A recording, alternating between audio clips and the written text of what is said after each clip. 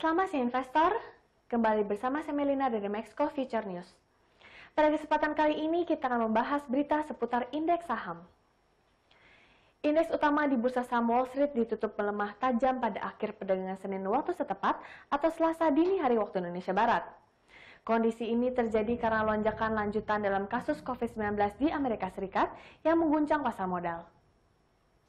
Selasa 27 Oktober 2020, indeks Dow Jones Industrial Average turun 650,19 poin atau 2,29% menjadi 27.685,38. Sedangkan S&P 500 turun 64,42 poin atau 1,86% menjadi 3.400,97. Kemudian indeks komposit Nasdaq turun 189,34 poin atau 1,64% menjadi 11.358,94. Aksi jual pada Senin waktu setempat menghapus semua kenaikan indeks saham di kelompok saham unggulan untuk bulan Oktober. Semua 11 sektor utama di S&P 500 mundur dengan sektor energi turun sebesar 3,47% memimpin penurunan. Indeks volatilitas CBOE yang secara luas dianggap sebagai pengukur ketakutan terbaik di pasar saham melonjak 17,82% menjadi 32,46. Kondisi ini terjadi setelah kasus COVID-19 terus melonjak pada tingkat rekor di Amerika Serikat. Perusahaan Tiongkok yang terdaftar di Amerika Serikat sebagian besar diperdagangkan lebih rendah dengan 7 dari 10 saham teratas menurut bobot dalam indeks Tiongkok 50 yang terdaftar di S&P Amerika Serikat mengakhiri hari dengan catatan suram. Untuk pekan yang berakhir hari Jumat, Dow Jones kehilangan 1%, S&P 500 turun 0,5%, dan Nasdaq turun 1,1%.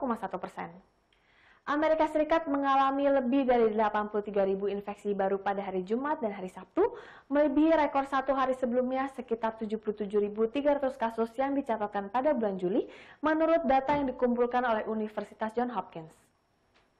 Penghitungan juga menunjukkan bahwa Amerika Serikat telah melaporkan lebih dari 8,68 juta kasus infeksi secara total dengan jumlah kematian mencapai 225.000 pada Senin sore. Sementara itu, investor mengkhawatirkan prospek stimulus tambahan virus corona di Amerika Serikat.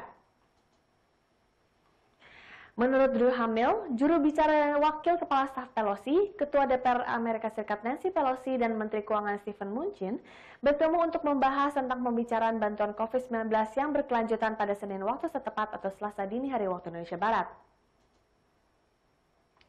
Sedangkan beralih ke bursa Asia, bursa saham di kawasan Asia Pasifik tergelincir pada pembukaan perdagangan Selasa pagi ini. Pelemahan ini mengikuti kejatuhan Wall Street. Yang dikutip oleh CNBC hari ini, indeks Nikkei 225 Jepang merosot 0,88% di awal perdagangan. Hal yang sama juga terjadi pada indeks Topix Jepang yang turun 1,21%. Indeks Kospi Korea Selatan merosot 0,5% dan produk domestik bruto untuk Korea Selatan tumbuh 1,9% di kuartal ketiga 2020 dibandingkan dengan kuartal sebelumnya. Sementara di Australia, indeks saham S&P atau Australian Exchange 200 juga turun sekitar 1,3%. Indeks MSCI Asia Pasifik di luar Jepang yang menjadi patokan bursa saham Asia diperdagangkan 0,28% lebih rendah. Saham Alibaba di Hong Kong yang diawasi setelah perusahaan afiliasinya yang juga raksasa teknologi China Ant Group menetapkan harga sahamnya pada Senin kemarin. Ant Group akan menawarkan saham perdana atau IPO di dua bursa yaitu Shanghai dan juga Hong Kong. Aksi korporasi ini ditetapkan menjadi yang terbesar sepanjang masa. Di satu sisi, HSBC akan mengumumkan hasil kinerja kuartal ketiga pada hari Selasa ini. Sedangkan di IHSG, tak kuat bertahan di jalur hijau, indeks harga saham gabungan terperosok ke zona merah pada penutupan perdagangan sesi pertama pada hari Selasa ini.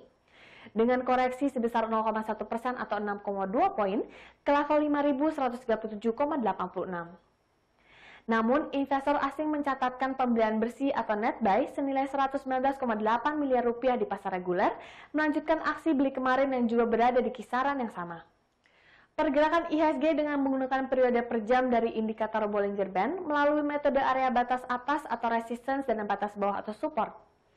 Saat ini IHSG berada di area batas atas, maka pergerakan IHSG selanjutnya berpotensi untuk terkoreksi. Secara keseluruhan melalui pendekatan teknikal dengan indikator Bollinger Band yang berada di area batas bawah, maka pergerakan selanjutnya cenderung bearish atau terkoreksi.